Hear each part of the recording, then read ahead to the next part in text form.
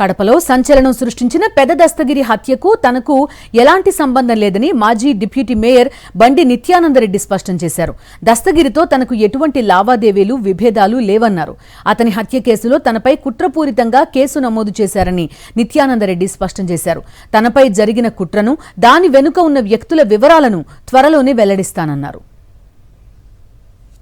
నన్ను పలకరించేవాడు, నేను కూడా అదే గౌరవంతో అతన్ని పలకరించేవాడిని. నాకు అతనికి ఎటువంటి మనస్పర్ధలు కానీ ఎటువంటి లావాదేవీలు కానీ ఎప్పుడు కూడా లేవు. ఏ క్రిమినల్స్తో కానీ ఎవరితో కానీ ఎప్పుడు కూడా నాకు సంబంధాలు లేవు. ఏ స్టేషన్లో కానీ పోలీస్ అధికారులతో నాకు సత్సంబంధాలు ఉండేది. నేను ఎప్పుడు కూడా ఎవరి పట్ల దురుసుగా ప్రవర్తించేవాడిని కాదు. ఒక పోలీసులే కాదు, ఏ అధికారులతో కూడా ఒక మంచి కింద స్థాయి కానీ పై స్థాయి అధికారులతో ఒక రాష్ట్ర స్థాయిలో ఒక మంచి సంబంధాలు పెట్టుకున్నటువంటి వ్యక్తిని నేను. కడపలో అటువంటిది ఏమైనా చెల్లుతాదా? కడప నగరంలో ఏమైనా జరుగుతాయా?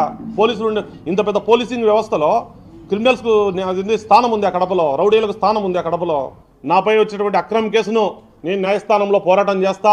నా నిర్దోషిత్వాన్ని ఖచ్చితంగా దేవుని యొక్క సహాయంతో నేను నిరూపించుకుంటా. మరిన్ని అప్డేట్స్ కోసం ఛానల్ ను సబ్స్క్రైబ్ చేయండి. నోటిఫికేషన్స్ కోసం బెల్ ఐకాన్ పై క్లిక్ చేయండి.